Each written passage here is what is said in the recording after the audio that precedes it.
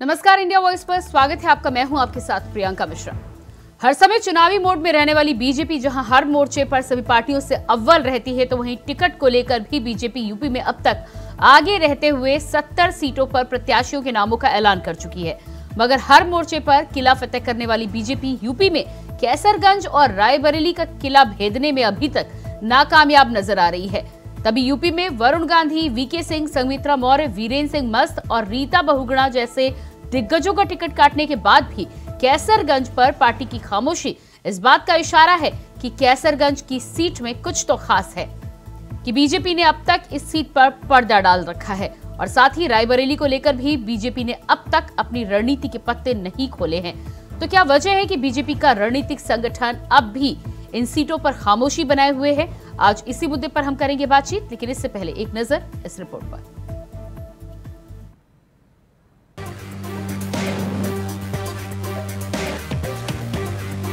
लोकसभा चुनावों के लिए यूपी को जीतना जरूरी है और इस मंत्र पर हर राजनीतिक पार्टी जोर शोर से चल रही।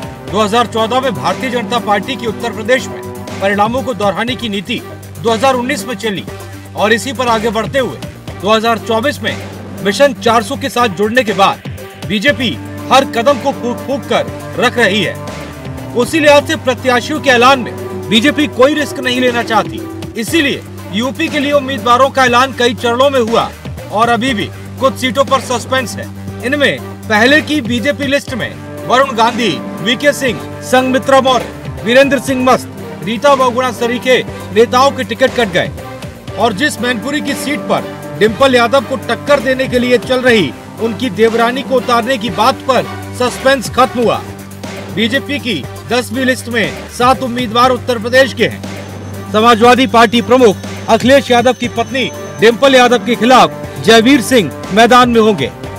इसके अलावा बलिया से पार्टी ने नीरज शेखर को उम्मीदवार बनाया है। नीरज शेखर पूर्व पीएम चंद्रशेखर के बेटे हैं और फिलहाल राज्यसभा सांसद हैं। बीजेपी ने जिन प्रत्याशियों के नामों का ऐलान किया है उन नामों में मैनपुरी से जयवीर सिंह, बलिया से नीरज शेखर, मछली शहर से बीपी सरोज, गाजीपुर से पारसनाथ यादव,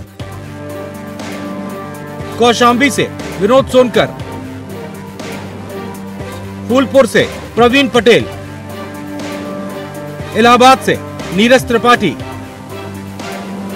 भदोही से विनोद कुमार बिंद को मैदान में उतारा है। यूपी में बीजेपी ने अब तक कुल 71 प्रत्याशियों के नामों का ऐलान कर दिया है। पहली सूची में 51, दूसरी सूची में 13 नाम थे, लेकिन एक प्रत्याशी का टिकट बदला गया था, यानी कुल 12 नए नामों का ऐलान हुआ था। 10वीं सूची में 7 नाम आए। वहीं गुरुवार को बीजेपी ने भदोही से प्रत्याशी का ऐलान कर दिया, जिसमें विनोद कुमार बिंद को बीजेपी ने टिकट दिया है। वहीं दूसरी तरफ सभी की नजर कैसरगंज पर है, जहां सांसद बृजभूषण शरण सिंह के टिकट पर सस्पेंस बना हुआ है। वहीं दूसरी तरफ जिस तरह से खबर आ रही थी कि बीजेपी अगर बृजभूषण शरण सिंह का टिकट काटती है तो अखिलेश यादव बृजभूषण को टिकट दे सकते हैं। इस पर इंडिया वॉइस संवाददाता मोहम्मद आसिफ बेग ने जब अखिलेश यादव से सवाल किया तो जवाब देने में वो कन्नी काट गए। बहुत प्यार करती है लेकिन इज़हार मोहब्बत नहीं कर रही है पार्टी। कैसा? मैं तो चाहता हूं बीजेपी को अनाउंस कर देना चाहिए उनका। क्या भारतीय जनता ये अपील करता हूं, अगर उन्हें मैनपुरी हमारे पत्रकार साथी ने अच्छी जानकारी दी तो मैं तो आपकी बात से जोड़ता हुआ उनसे कहना चाहूंगा क्या कि जहां से उन्हें सूचना मिली है वहां बता दें कि उनका भी नाम जल्दी अनाउंस कर दो। अगर भारतीय जनता पार्टी से उनका टिकट कटता है तो समाजवादी पार्टी उनको टिकट देगी। तो आप इस बारे में क्यों चिंता करते हो? फिर हम सोचेंगे कि हमें क्या करना है।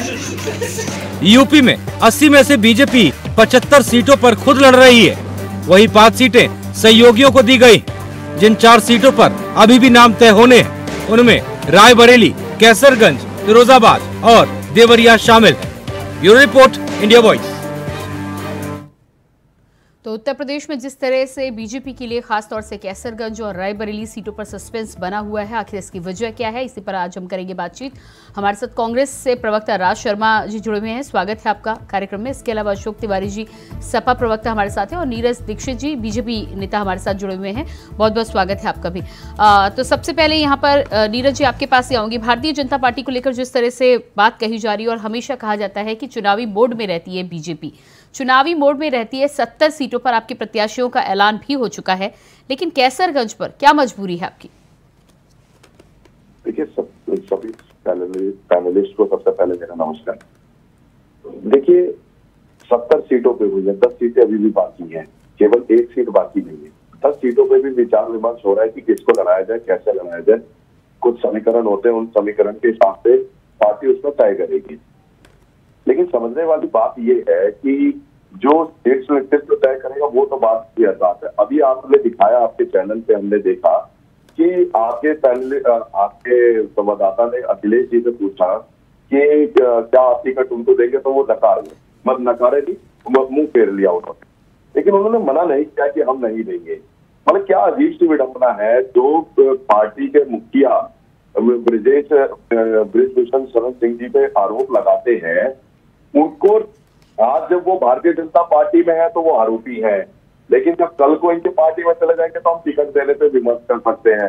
क्या अजीब सी विडंबना है। मतलब लोगों को बहकाने का काम किस प्रकार से किया जा रहा है, इससे ये समझ में आता है कि जो ये पीछे नहीं, लेकिन नीरज दीक्षित जी, ये सवाल अगर आप उठाएं तब उठाएं जब आपने टिकट काट दिया हो बृजभूषण शरण सिंह का, उसके बाद तो बनता है। लेकिन आपने तो अभी तक खुद ही उस टिकट पर ऐलान नहीं किया है, जबकि भारतीय जनता पार्टी में देखा जाए तो बड़े बड़े दिग्गजों के टिकट काटे गए हैं इस बार। देखिए, किसका टिकट कटेगा, किसको कहां से लड़ाया जाएगा, नहीं लड़ाया जाएगा, ये शीर्ष नेतृत्व का काम है। और इसमें हम लोगों की भी आंखें बनी रहती हैं कि किसको कहां से पार्टी का मूड चल रहा है। परंतु समझने वाली बात जो है, जो मैं आपको समझाना चाह रहा हूँ, शायद हम समझ नहीं पा रहे, मिसअंडरस्टैंडिंग हो गई कि आज अखिलेश यादव जी जिस लिए बीजेपी पे प्रेशर बनाने की कोशिश करते हैं कि बृजभूषण सिंह जी के टिकट काट दी जाए, सिर्फ इसलिए कि उन्होंने महिला उत्पीड़न किया है। परंतु आज जब उनकी पार्टी से टिकट मिलने की बारी आती है तो वो मना नहीं कर पाते कि हम इनको चुनाव नहीं लड़वाएंगे।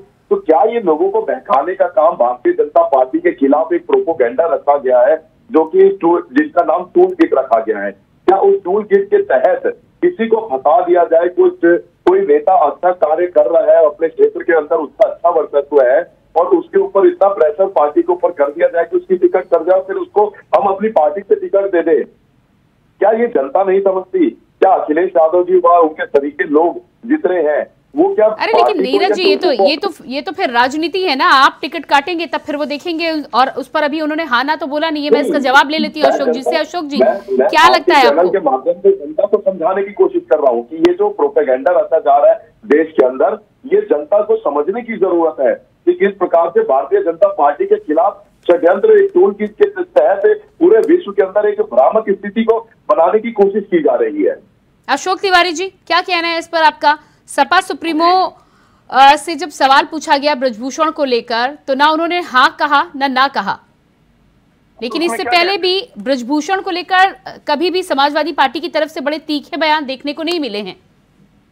उसमें वो क्या कहते थे, क्या चीज कहते थे? नहीं, इससे पहले भी एक बार सपा सुप्रीमो से सवाल किया गया था, और उसके बाद मजाक के लहजे में सही, लेकिन अखिलेश यादव ने कहा था कि अगर मौका मिलेगा तो देखेंगे। तो इसका क्या मतलब होता है कि अगर बीजेपी टिकट काटती है तो आप क्या तैयार है टिकट देने के लिए? देखिए, पहले बीजेपी को तय करना है कि वो कितनी पशुपेश में है। बीजेपी जब से हमारा मैनिफेस्टो आया है किसानों के प्रति, जनता के प्रति, नौजवानों के लिए, महिलाओं के लिए, तब से वो और ज्यादा पशुपेश। तो आप कहना चाहते हैं कि बृजभूषण के लिए आपके भी दरवाजे बंद नहीं हैं? देखिए, इस पर कुछ कहना ही उचित नहीं है। उनके सांसद हैं, उनको टिकट देना है, इसका सवाल तो बीजेपी से करिए। हमसे सवाल करने का क्या अर्थ है? अरे लेकिन अशोक तिवारी जी, जिस तरह से कांग्रेस लगातार विरोध कर रही थी दिल्ली में पहलवानों को लेकर, और बृजभूषण शरण सिंह का विरोध लगातार विपक्ष के द्वारा किया जा रहा था, हालांकि आपकी तरफ से उतनी मुखरता से नहीं हुआ है, लेकिन इस पर हाँ या ना, इस पर या तो आप हामी भरेंगे या इनकार करेंगे? ये काल्पनिक सवाल है। काल्पनिक सवाल का उत्तर नहीं होता। अच्छा, ये काल्पनिक सवाल है जी। अच्छा, तो इसका मतलब है कि आप अपने पत्ते खोलेंगे नहीं। कल को बीजेपी से टिकट कटता है तो आपका दरवाजा, आपके पास ऑप्शन खुला हुआ है। देखिए, काल्पनिक सवाल का कोई जवाब ही नहीं होता है ना। अशोक तिवारी जी, काल्पनिक सवाल कैसे हो सकता है जब सपा सुप्रीमो ने इनकार नहीं किया है? तो वही बात तो मैं कह रहा हूँ, काल्पनिक सवाल है ये सवाल ही नहीं है अपने आप में। भाजपा पशुपेश में, भाजपा जब से हमारा मैनिफेस्टो आया है तब से वो चारों खाने चित हो गई है। इसमें हार के कगार पर है। नहीं, काल्पनिक सवाल अशोक तिवारी जी नहीं है, सीधी साफ बात है कि विरोध आप भी करते हुए नजर नहीं आ रहे। राज शर्मा जी, आपका क्या रुख है? चाहता हूं जी कि अब आने वाले टाइम में बेटी जलाओ पार्टी का नाम कोई लेने वाला नहीं होगा। देखिए, इनकी स्थिति शोले पिक्चर के धर्मेंद्र की तरह हो गई, जो हेमा मालिनी से शादी करने के लिए राजस्थान में बेटी को जलाया जाता है, पार्टी की बात कर रहे हैं क्या? अकाल आएगा, तख्त आएगा, वो आएगा, फलाना आएगा, मौसी, पब्लिक डर रही थी। अब इनका जो डराने का जो स्टाइल है वो पकड़ा गया, जैसा धर्मेंद्र को हेमा मालिनी ने पकड़ लिया था। अब इनकी स्थिति बहुत खराब है। इनके प्रधानमंत्री जो मेरे देश के इनके नेता, जलाने का कार्य उनको देश से कोई मतलब नहीं है, नहीं पकड़ पाया उसको जनता ने, उनको कोई मतलब नहीं है देश के किसी से। सीट दे दो, ये रेपिस्ट को, यौन शोषण करने वाले को, दीक्षित जी थोड़ा शर्म करो आप। आज 9 दूसरे चल रहे हैं, उससे भी अगर आपकी आत्मा ना जागे तो मैं सोचता हूं नीरज दीक्षित नाम लिखना भी गलत बात हो जाएगी। मेरी बात को समझो, जहां मैं कह रहा हूं वो समझो। देश को बर्बाद होते हुए मत देखो। क्या बात कर रहे हैं आप? सारी जातियां प्रधानमंत्री के खिलाफ खड़ी हो गई है, सारी जातियां गृह मंत्री के खिलाफ खड़ी हो गई है, आप उनका बचाव कर रहे हो। आने वाले टाइम में संतानें आप जैसे लोगों को, मुझ जैसे लोगों को माफ नहीं करेंगी, तिवारी जैसे लोगों को माफ नहीं करेंगी। मैं बहुत करता हूँ, कैच करवा नहीं सुधरेंगे तो दिक्कत होगी। जो कि हम लोगों को देश के भविष्य की चिंता होनी चाहिए। देश को, समाज को जोड़ने का कार्य, तोड़ने का कार्य किया है। महाराष्ट्र में डिक्लेयर करिए, वहाँ पे क्या उसका नाम, मैं नाम भी नहीं लेना चाहता, भूषण, करो या हटो। करोगे नहीं, दूसरी पार्टी क्यों देगी टिकट? आपने अशोक चौहान को क्यों दिया राज्यसभा? क्यों दिया? एक सीट की भीख के लिए दिया। वहां तो आपका एमपी था, तब भी शर्म नहीं आई, वहां था नहीं था। फिर एक और बात, आपके प्रधानमंत्री पीलीभीत गए, आपका सिटिंग एमपी क्यों नहीं था? क्योंकि आप लोग विकास करने वाले किसी भी व्यक्ति का साथ नहीं दोगे। आपने जय चौधरी की बेइज्जती करी, जाटों की बेइज्जती करी, ठाकुरों की बेइज्जती करी, ब्राह्मणों की बेइज्जती करी, कश्यप की बेइज्जती करते हो, मौर्य की बेइज्जती करते हो, तब बेशर्म नहीं आती। देश को बर्बाद करने से बाज जाओ। अरे ये कुर्सियों से कुछ नहीं होगा। देश जब आगे आप लोगों के नेताओं का नाम लेगा तो शर्म से झुका करेगा। शराब घोटाले में जो शामिल हैं उनके बच्चों को आप टिकट देते हो। एक दिन पहले आम आदमी पार्टी के विधायक के यहाँ, मिनिस्टर के यहाँ ईडी का छापा मारते हो, क्यों लेते हो? अरे ऐसे परिपाटी मत डालो। उसमें दिक्कत क्या आपको? ये जो परिपाटी डाल रहे हो, आप लोगों को नाम लेने वाला नहीं रहेगा। लाखों करोड़ों रुपए आपको दिक्कत क्या है? हाईकोर्ट ने भी इस चीज को रद्द किया है। आप मुझे तिवारी जी जैसे लोगों को, ठीक है राज शर्मा जी, ठीक है, ब्रजभूषण को लेकर आपकी नाराजगी समझ में आती है, लेकिन आबकारी घोटाले को लेकर जहां तक आप बात कर रहे हैं, शुरुआत कांग्रेस के द्वारा की गई थी। अब अगर न्यायिक जांच हो रही है तो उसमें आपको आपत्ति क्या है? दूसरी बात, उत्तर प्रदेश में आते हैं, मेरी आपत्ति एक है, जो शामिल था उसके लड़के को टिकट क्यों दिया? उससे कंधा क्यों लिया? अरे देश के जो नियम को क्या सिखा रहे हो भाई?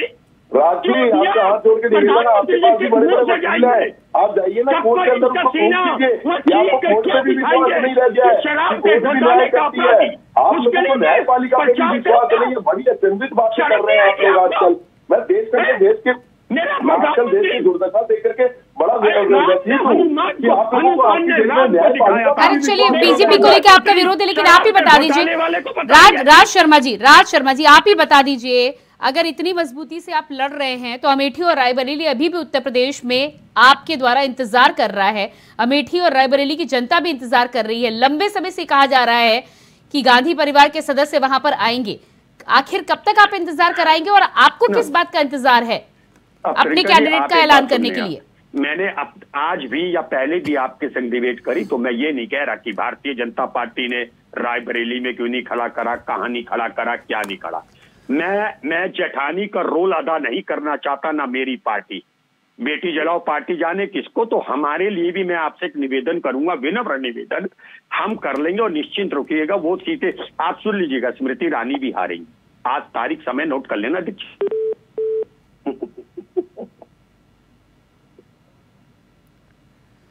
राज शर्मा जी, आपके पास मैं वापस आऊंगी, शायद कनेक्शन हमारे यहाँ पे लॉस्ट हो चुका है। अशोक जी, आपके पास आती हूँ, वापस आती हूँ। अशोक तिवारी जी, एक तरफ भारतीय जनता पार्टी को लेकर हम बात कर रहे हैं, कैसरगंज की सीट को लेकर पेश फंसा हुआ है, लेकिन कांग्रेस की अगर बात की जाए तो लंबे समय से आपके साथी हैं। अमेठी रायबरेली को लेकर ऐलान हो गया था और उत्तर प्रदेश में जब सीटों के ऐलान की शुरुआत हुई थी तो माना जा रहा था कि सबसे पहले अमेठी और रायबरेली से नाम की घोषणा होगी, लेकिन अब तो पहले चरण के चुनाव में कम समय बचा है, 7 से 8 दिन का समय बचा है और अभी भी सस्पेंस बरकरार है। क्या आखिरी समय तक पत्ते बंद ही रहेंगे? देखिए, सस्पेंस बहुत जरूरी चीज है। चुनाव में सस्पेंस होना भी एक आवश्यकता होती है। सस्पेंस बहुत बड़ी चीज है। सस्पेंस में भारतीय जनता पार्टी का दिमाग झकझोर कर रख दिया है और ये जरूरी है होना, ये आवश्यक है। भारतीय जनता पार्टी जब से हमारा विजन डॉक्यूमेंट आया है तब से ही खलमंडल में है। अरे भाई, किसानों को हमने एमएसपी गारंटी दी है, वो भी स्वामीनाथन रिपोर्ट के आयोग के अनुसार। तो बीजेपी को मात देने के लिए आप कैंडिडेट का ऐलान नहीं कर रहे? इंडिया गठबंधन किसानों को कर्जा माफ करने की बात कह दी है, किसानों को 5,000 रुपए पेंशन की बात कह दी है, बहुत बड़ी बात कही है समाजवादी पार्टी ने। आज भाजपा के दांत खट्टे हो गए हैं, हारने जा रही भाजपा, 80 के सीटों पर हारने जा रही है। अरे लेकिन अशोक तिवारी जी, उसके लिए कैंडिडेट तो देंगे ना आप? बिल्कुल देंगे, बगैर कैंडिडेट का चुनाव होगा। भाजपा को पहले दांत के छक्के छूट रहे हैं, पसीने आ रहे हैं भाजपा को अपना प्रत्याशी तय करने में। रायबरेली से किया प्रत्याशी भाजपा ने, कैसरगंज से किया, देवरिया से किया, फिरोजाबाद से किया। 5 ही सीट बची है अशोक तिवारी जी, 5 ही सीट बची है बीजेपी की और भाजपा की हालत खराब है। हाँ, 70 सीटों पर वो फिर भी ऐलान कर चुके हैं और यहाँ पर तो कांग्रेस की एकदम पारंपरिक सीटों की बात हो रही है, अमेठी रायबरेली पर। अगर आपको आत्मविश्वास है, अगर कहीं कोई डर नहीं है, तो मुझे लगता है सबसे पहले ऐलान कर देना चाहिए था। अरे उसमें कोई मतलब ही नहीं है, वो तो सस्पेंस के लिए छोड़ा है। उसमें चुनाव लड़ेंगे, जीतेंगे। अच्छा, अमेठी भी जीतेंगे, रायबरेली भी जीतेंगे। हाँ। लेकिन सस्पेंस बनाने के लिए भाजपा खलबल भाजपा को हो रहा है। ओ, तो आपने तो यहाँ पर फिर रणनीति खोल दी है। अब तो भारतीय जनता पार्टी के सामने आपने ये सस्पेंस भी खत्म कर दिया है। नीरज जी, क्या लगता है आपको? नीरज जी, अपने फोन को अनम्यूट कीजिएगा, आपकी आवाज नहीं आ रही। देखिए, अभी अशोक जी बोल रहे थे कि जब से मैनिफेस्टो आया भारतीय जनता पार्टी के नेताओं के और कार्यकर्ताओं के पसीने छूटने लग गए हैं। देखिए, पसीने किसके छूट रहे हैं वो अभी आपने भी देखा था, अभी कुछ दिन पहले आपके चैनल डिबेट में बैठा था कि किस प्रकार से हर कैंडिडेट को बदला जा रहा है। एक सीट पे 3-3 बार कैंडिडेट को बदला गया है और उसके बावजूद विश्वास नहीं हो पा रहा है कि जो तीसरा भी कैंडिडेट आया है वो भी जीत पाएगा या नहीं जीत पाएगा, और पसीने छूटने की हमारी बातें कर रहे हैं। देखिए, भारतीय जनता पार्टी के शीर्ष नेतृत्व ने तय कर दिया है कि माननीय नरेंद्र मोदी जी हमारे तीसरी बार प्रधानमंत्री के कैंडिडेट बने हैं। जनता नरेंद्र मोदी जी को प्रधानमंत्री बनाना चाहती है और भारतीय जनता पार्टी का हर कार्यकर्ता सीटों पे जहां भी जा रहा है वहां पे मोदी जी के लिए वोट मांग रहा है। कैंडिडेट जो भी होगा वो कुछ दिनों में आपके सामने होगा और हमारे सामने होगा, परंतु आज की डेट में कम से कम हमारा प्रधानमंत्री तय तो है ना कि हमारा प्रधानमंत्री श्री नरेंद्र मोदी है, उसके अलावा हमारा प्रधानमंत्री कोई और नहीं है।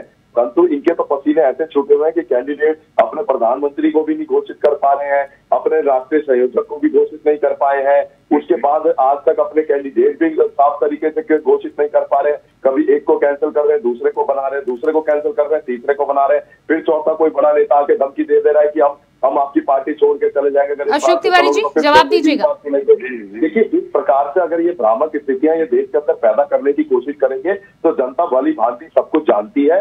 रायबरेली हो, अमेठी हो या कोई भी जगह हो, जिस तरीके से राहुल गांधी जी, सोनिया गांधी जी को भारतीय जनता पार्टी के कार्यकर्ताओं ने यूपी को छोड़ करके भगाने का कार्य किया है, जहां भी भारतीय जनता पार्टी के कार्यकर्ता एनडीए के समर्थन में चुनाव लड़ेंगे और जहां भी सीटें जीतेंगे, आप देखेंगे कि आने वाले समय में 4 जून को अशोक तिवारी जी 4 से पार होगा और भारतीय जनता पार्टी के कार्यकर्ता आपके पैनल डिबेट पे आकर के हमारे सभी पैनलिस्ट को, जैसा भी राज जी बोल रहे थे कि लिख करके ले लीजिए अमेठी हम जीतेंगे, तो मैं उम्मीद करता हूं कि 4 जून को राज शर्मा जी ये नहीं बोल रहे होंगे भैया अशोक तिवारी जी की ईवीएम की हैकिंग हो गई थी।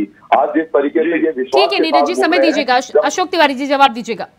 जी देखिए, बहुत प्यारा सा शब्द है, ये जो पब्लिक है ना, ये बाबू, ये जो पब्लिक है ये सब जानती है अंदर क्या है बाहर क्या है, ये सब कुछ पहचानती है, पब्लिक सब कुछ जान गई। नहीं, लेकिन अशोक तिवारी जी पब्लिक के बीच आपकी पार्टी नजर कहाँ आ रही है? योगी आदित्यनाथ को देखा जाए तो 3 जिलों के दौरे कर रहे हैं, प्रधानमंत्री से लेकर उनके स्टार प्रचारक तमाम जगहों पर डटे पड़े हुए हैं, और अखिलेश यादव, राहुल गांधी, प्रियंका गांधी कहाँ नजर आ रहे हैं रैली करते हुए? वही तो मैं कह रहा हूँ, पसीने पसीने हो रही है भाजपा। अच्छा, इस गर्मी में, इस गर्मी तो आपको मैदान पर उतरने की जरूरत नहीं है? अरे सुनिए तो सर, आप आगे बोलने ही नहीं दे रही हैं मुझको ही बोलने दीजिए। पसीने पसीने हो रही है भाजपा, धूल चाट रही है भाजपा, जनता के दरबार में अपनी हाजिरी लगा रही है भाजपा। अगर आप लोग जनता बैठ करके आपको दिखानी चाहती है, तैयार करके और जनता के सामने रखेंगे तो वोट नहीं देंगे। जनता जवाब मांग रही है, भारतीय जनता पार्टी के कार्यकर्ताओं को जवाब मांग रही है कि हम पब्लिक के बीच में जाकर के अपने कामों को गिनवा रहे हैं, जवाब मांग रही है, पसीने महंगाई कब कम करोगे, आपको दिक्कत क्या है? जवाब मांग रही है, एसी के अंदर बैठे रहिए, एसी के अंदर बैठे रहिए और जनता के बीच में और भाजपा बैकफुट पर है। इसमें उत्तर प्रदेश में भाजपा बौखला ही हुई है। जब से हमारा मैनिफेस्टो आया है तो भाजपा के पैरों को जमीन खिसक गई है। आज एमएसपी गारंटी दे रहे हैं हम, स्वामीनाथन आयोग की रिपोर्ट के साथ एमएसपी दे रहे हैं हम, किसानों का कर्जा माफ कर रहे हैं, स्वामीनाथन जी बिजली माफ दे रहे हैं, वही स्वामीनाथन की गारंटी दे रहे हैं की पार्टी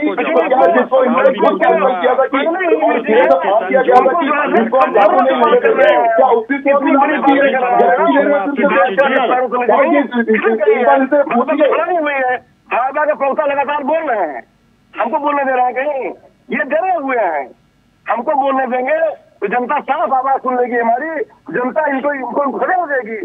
एक लगा दिया, कैसी बात कर रहे हैं? आपके पास भी फोन है, आपके पास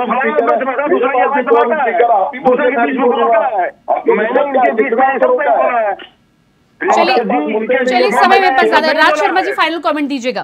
जी, मैं सिर्फ एक बात दीक्षित जी से पूछना चाहता हूँ कि एक मुस्लिम नेता ओवैसी मेरे प्रदेश के उप मुख्यमंत्री के लिए गलत बोल देता है, प्रधानमंत्री के लिए गलत बोल देता है, उससे डरते हो या उस पर एफआईआर कब लिखाओगे? मुझे जवाब चाहिए। मैं देश का एक वोटर हूं और मेरे एक वोट से आपकी सरकार जब चाहूंगा गिरा दूंगा। एक दिन आएगा जिस दिन मेरे वोट से आपकी सरकार गिरा दूंगा, कभी भविष्य हुआ तो। इधर सुन लीजिए आप बात को, मुझे जवाब सिर्फ इतना दे दें आप, क्या आप ओवैसी के खिलाफ रिपोर्ट क्यों नहीं लिखाते? इनकी सरकार नहीं आ रही है, भविष्य में कभी। तो चलिए, कुल मिलाकर सभी पार्टियों के द्वारा अपने अपने दावे किए जा रहे हैं, लेकिन सच बात ये भी है कि सस्पेंस अभी भी बरकरार है दोनों के द्वारा ही, चाहे बीजेपी की बात करें या समाजवादी पार्टी की बात करें। देखना ही होगा कि कब तक जनता के सामने सस्पेंस खुलता है और उसके बाद कब तक ये राजनीतिक और रणनीतिक पत्ते खोलने की बात आती है। आप सभी का बहुत बहुत धन्यवाद देना चाहूंगी, नीरज जी, राज शर्मा जी, अशोक जी, बहुत बहुत धन्यवाद। लेकिन उसके साथ ही साथ ये भी आपको सुनाते जाते हैं कि एक तरफ तो सस्पेंस बरकरार है और दूसरी तरफ राजनीतिक बयान किस तरह से आ रहे हैं, आरोप प्रत्यारोप का दौर किस तरह से जारी है, वो भी आपको सुनाते जाते हैं। देखिए, भारतीय जनता पार्टी में टिकट देने की एक प्रक्रिया है, जो जिले से रिपोर्ट आती है, उस क्षेत्र से रिपोर्ट आती है, प्रदेश की रिपोर्ट बनती है, प्रदेश से जो है केंद्र में जाती है, कोर कमेटी बैठती है, कोर कमेटी के सदस्य हैं, उन पे तय होता है टिकट का। तो जो दूसरी लिस्ट आई है जिसमें आप भदोही से जिक्र कर रहे हैं कि संजय बिंद का जो वर्तमान में सांसद हैं, उनका टिकट काट के वहाँ के जो है संजय निषाद पार्टी के